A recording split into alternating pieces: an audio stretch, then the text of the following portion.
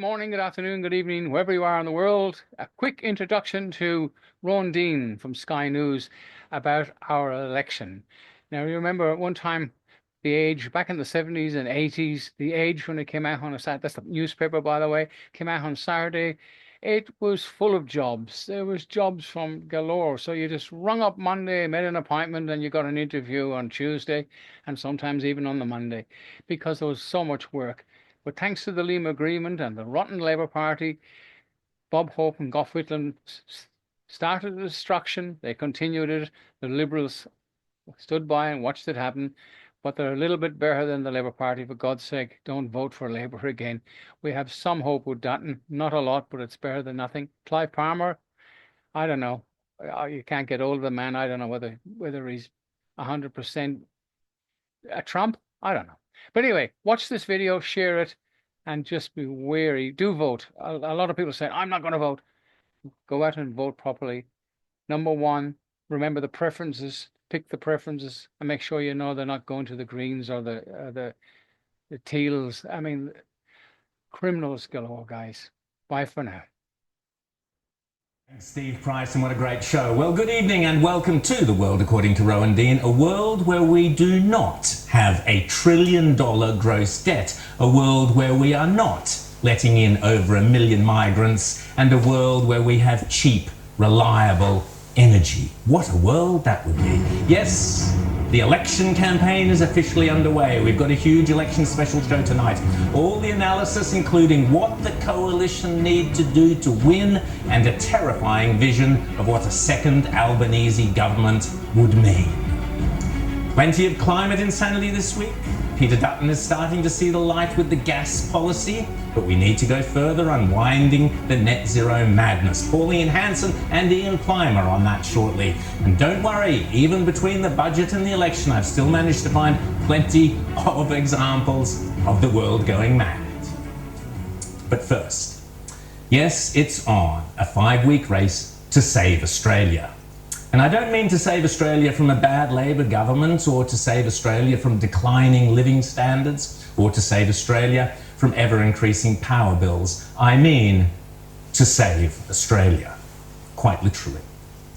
The country I was born in and grew up in was an Australia that was proud, self-confident, fiercely independent, and convinced it was the best place in the world to thrive and prosper and bring up your family.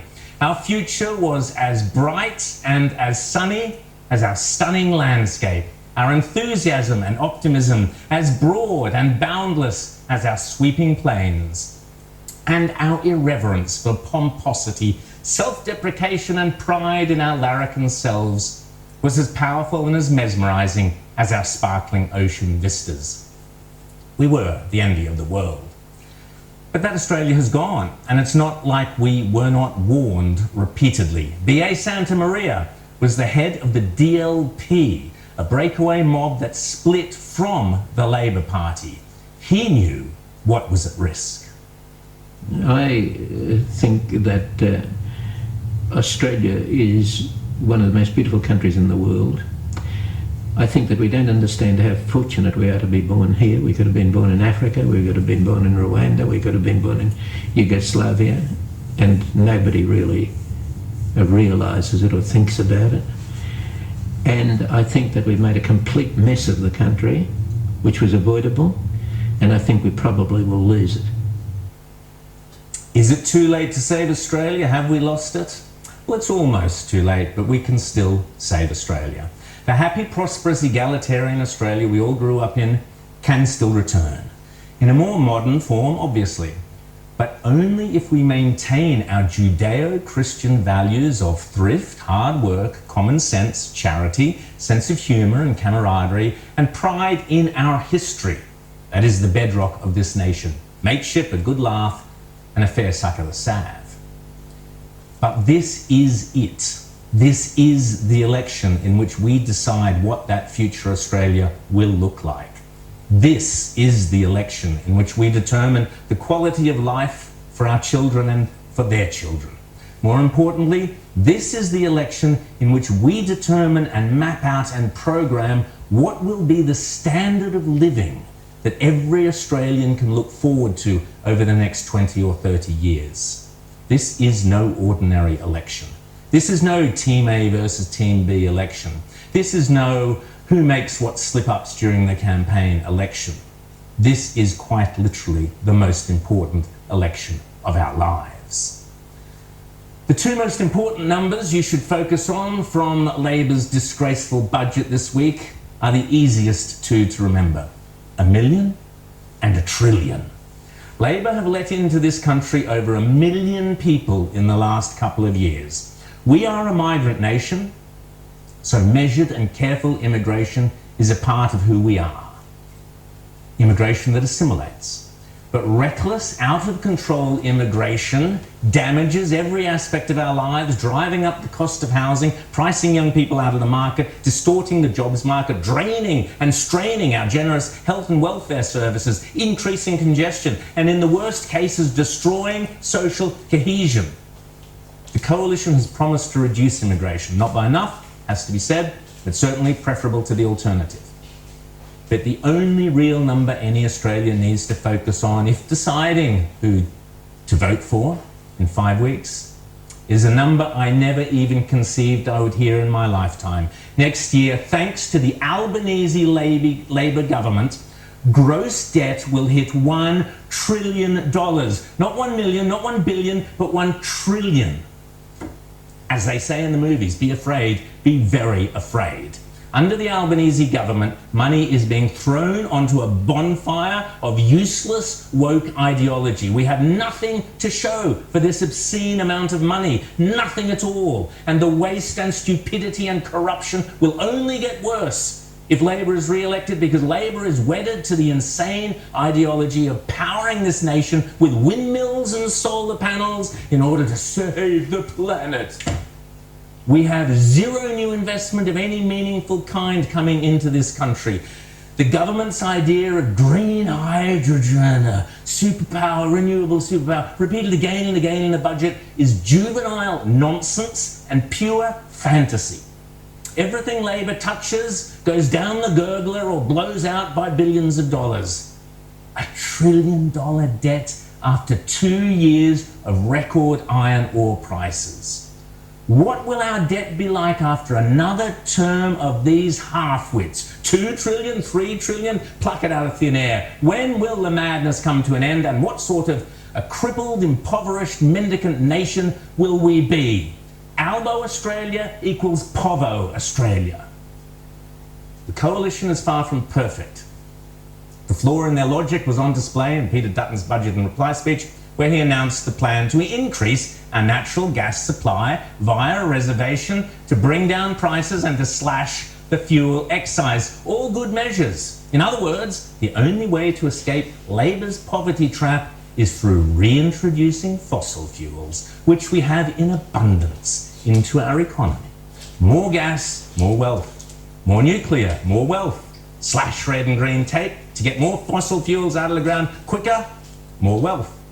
So by definition, abandon net zero, pull out of Paris, and we can wipe out that $1 trillion debt. We need a Dutton government to declare an investment emergency, slash red and green tape, and encourage investment into this country. Follow the Donald Trump playbook. Put Australia first, Australia, industry and manufacturing first, not green ideology and fantasies. But that battle lies ahead. First, we have to choose our next government.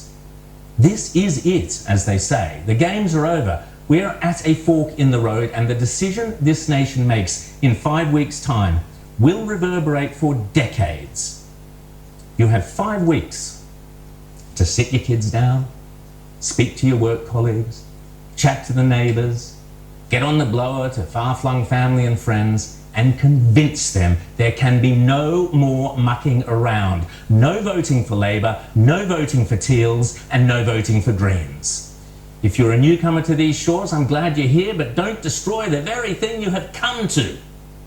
We have been warned. We must have a majority Conservative coalition government or face a very dire future indeed. But let's get stuck into it now with One Nation leader Pauline Hanson. First up, Pauline, great to see you. How disgraceful of Albanese to rush off to the Governor-General at some ungodly hour this morning to call the election simply to play media games and stop the public and talkback radio, spending the day, which they deserve to do, analysing the coalition's budget in reply. How grubby and low-life can you get? If the government has to play dirty tricks like that, I say they've already shown they deserve to lose. So let's start, Pauline. Let's do what they didn't want us to do. Let's discuss the coalition's budget. Basically, I see it as drill, baby, drill for more gas and a start to cutting immigration. But is that enough, Pauline? Look, I think it's basically a very common sense approach to how we get Australia back on track. Under the Albanese government, we've lost in housing, immigration, cost of living, this climate change BS, the costs of the economy. You've got so many more public servants that are being put on, it's draining the economy. The debt has risen with this Labor government the last 3 years, another $300 billion on top of it, and it's projected another couple of $100 billion in the next couple of years. Bad economic managers, and we can't. At the moment, which we're paying $27 billion a year in interest alone. These tax cuts that they have agreed to, which I voted for on the floor of Parliament, otherwise they would have got me. I'm not for giving tax relief to the public. I am, but my policies hit the point where income relief for those people that are split income, that's where I'd like to see it, tax cuts. And yes, we do need to look at our taxation. But what Peter Dutton has stated, and gas, we need to bring in gas, not import gas from overseas. He sees a future with industries and manufacturing. The farming sector needs to be looked after as well. If we get a Labor Greens government, the next set of people they will attack will be the farming sector. They will cut out farming as they have destroyed the live sheep export, plus also the cattle industry will be the next to be attacked, and that's what they're doing, the environmental protection legislation they're bringing in all the time. So farming sector I'm very concerned about. But I think Peter Dutton's made a good point. What I'd like him to see him do was get out the Paris Agreement, but he will deal with some of the climate change policies. I agree with you there. The immigration 25% cut, is that enough, Pauline? Well, he said it'd be cut to what? What figures? We've had different figures over the last couple of years, the numbers that are coming into the country. So, you know, 1.5 million we brought into the country, unsustainable. I put a figure around about 130,000 a year until we sustain everything with housing and people aren't living in their cars and people can access doctors, hospitals, nursing homes, and it's not overcrowding our educational system. What I think Peter Dutton's looking at between 140 to 160,000. I think that's fine, no problem with it. He'll get our support in the Senate if we get the balance of power, which is important. If One Nation gets the balance of power in the Senate to look at the legislation either party puts up and vote on what is in the best interest for the Australian people. And talk to me about that, Pauline, getting that balance of power. How do you know? What are you looking for out of this forthcoming election? Well, I think the main thing is in the Senate to increase our numbers in the Senate with the Senate seats right across the country. Just inform people, the last election we came 7th. There's only 6 seats up, we pulled the 7th seat, but we didn't get these people elected to Parliament. We need your #1 vote in the Senate to actually get that balance of power. If we end up with Labor and Greens and some of the crossbench, Jackie Lambie, David Pocock, Fatima Payman, well, Jackie Lambie and David Pocock's up this time. They vote most of the time with the Greens and Labor, that's over 80% of the time. David Pocock and Jackie Lambie have been responsible for guillotining bills, which is around about 230 bills that were guillotined. We couldn't discuss or debate. Everything was, there was no accountability, it was rushed through the Parliament, and they were responsible for it, supporting the Greens and the Labor government. One Nation will be there to look at what's fair and just for the people, for the country, and good policy. Now, Pauline, I want to talk briefly about superannuation. Peter Dutton last night promised to allow young Australians to access up to $50,000 from their super to buy a first home, which is excellent. At the same time, though, hidden in Jim Chalmers' ridiculous budget, which, heaven help us, was smelt as bad as Sarah Hanson-Young's fish. But anyway, Labor intend to tax unrealised super gains. So this is still going on. That's still there in the budget. Labor intend to go after people's super. They might have assets in their superannuation that haven't earned a profit but have an unrealised profit, and Labor intends to tax that. I mean, that is socialism. That is thievery, isn't it? Of course it is. These people, that's their money that they work for, or they put into the superannuation to actually give them a decent, standard of living when they retire from the work. But that's their money. That's not entitled to, and especially they're going to tax them on something that may not even come about. So an unrealised gain in the superannuation.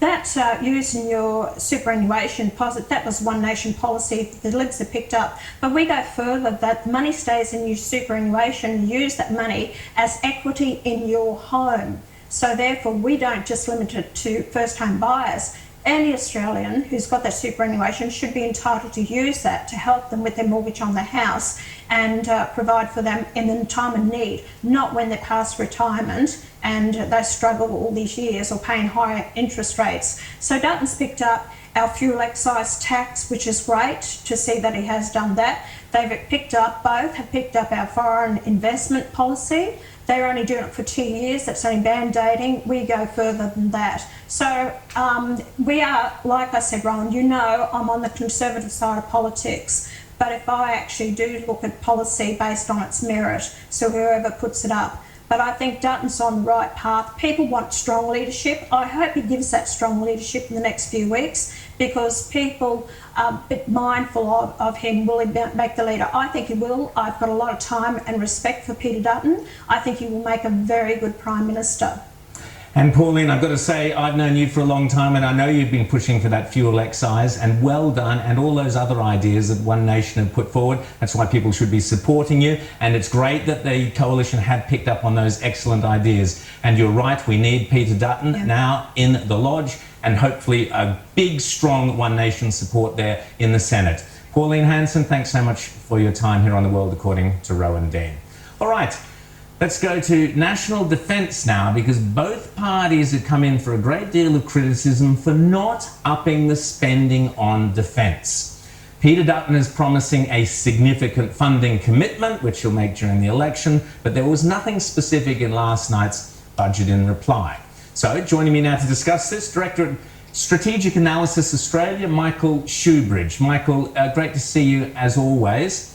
Were you disappointed during budget week that there was obviously very little from Labor, if anything, no surprises there, but nothing more specific from Peter Dutton at the moment? Well, Rowan, you're right. The government's defence plan is just incredibly underwhelming. They've been in power now for 3 years. We get steely-eyed, determined speeches followed by no investment, a collapsing military that's getting weaker over the next 10 years.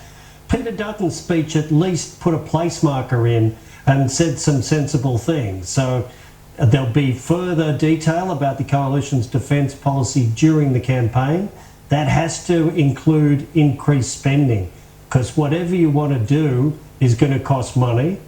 But he also said he would try and increase Australia's military power quickly by energising Australian defence industry, something the current government has chronically failed to do. So there's still time for our defence of Australia to be in better shape, but we need to hear more from the Coalition. And just talk to me a little bit about the Trump effect on all of this, because obviously we are members of AUKUS, which is the alliance with America and Britain, and nuclear subs are on the go. Are being planned. Nuclear power is obviously a critical part of that. So the Coalition's nuclear campaign is critical for our defence campaign, isn't it? Well, the two things will help each other. If you've got a nuclear industry and you're operating nuclear submarines, obviously you have a much better workforce to recruit from, makes it all more sustainable. It is weird to have a policy that opposes nuclear power but welcomes nuclear-powered submarines into our Navy, which is the current government policy. But I think the Trump effect has yet to happen. At the moment, we're spending about 2% of GDP on defence. The government plans to increase that to 2.3% over 10 years.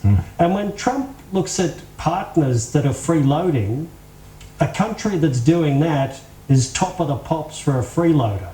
So we need to spend more for our own defence, and we're facing a more demanding America that will force us to do that if we don't do it ourselves. Michael Shoebridge, great insights there. Thank you so much. It's going to be a fascinating 5 weeks. Thanks so much for your time. Lots more common sense on the upcoming election throughout the show, but first, what a mad and crazy world it is.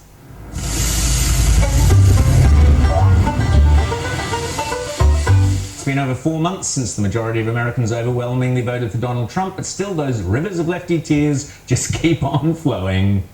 Everyone in my family voted for Trump. And my job's trans, and I'm so hurt.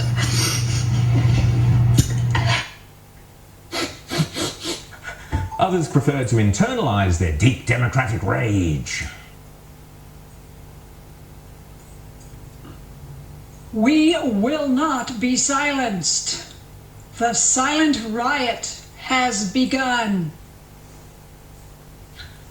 Okay, mind you, cost of living is going to be the #1 issue this election, and rightly so, and with that, energy prices are front and centre of the campaign. Joining me now to discuss what both parties have on offer is geologist Ian Plimer. Ian, great to see you as always. Let's start with the coalition. Big focus on getting more gas into the system. What does this mean, and is it enough? It's going to be very hard to get more gas into the system when we have bureaucrats slowing down the approvals process for drilling wells, when we have bureaucrats slowing down the process for putting in pipelines, when we have governments trying to milk as much gas as they can, yet slowing down the process. So we need politicians to stand up to the bureaucrats and say, no, this is our policy. We are going to produce a lot of gas and quickly. This is not happening. That's both sides of politics are really dropping the ball when it comes to increasing the amount of gas that gets into the pipelines. And a gas reservation, Ian, explain how that works. It works by breaking contracts, which we have had with Japan and with Korea and other countries. There was a time once when gas wasn't worth very much, and long-term users of gas, like Japan, signed contracts for this gas for 30 or 40-year contracts, and the price of gas went up. Now we have governments wanting to break these contracts with our major trading partners saying, oh, hang on a tick, we didn't mean to sell you cheap gas, we're going to break these contracts. That's not on. We cannot do that. The only way to put more gas in the system is not to break contracts for export of gas, but to actually drill more wells. And we know where to drill. We know how to get this to market. We just have to get governments and bureaucrats out of the way. My understanding is that the coalition said that they wouldn't be changing any existing contracts, but the reservation would apply to new wells. So I guess that's we shall see. How important is the fuel rebate going to be, particularly, obviously, for small businesses, but also for our mining and agricultural businesses? Well, it's not enough, and it's too short. We have excise on fuel, and then that fuel, we pay a double taxation on it with the GST. So we have massive fuel costs in this country. This country lives on diesel. If we can't use diesel for ploughing, for seeding, for weeding, for harvesting, for processing and transporting food to the cities, then the cities run out of food. And we don't have enough diesel to defend this country. We don't have enough aviation fuel to defend this country. This is an absolute tragedy that has been created by both sides of government, where we do not have fuel storage, we do not refine enough fuel in this country. We depend upon refined fuel to come in from Singapore, Malaysia and India in seaways that could be very easily blocked. You've only got to block one ship, and insurance companies won't ever insure another ship coming to Australia. We have technology around, it's been around for nearly 100 years to convert coal into liquid fuels.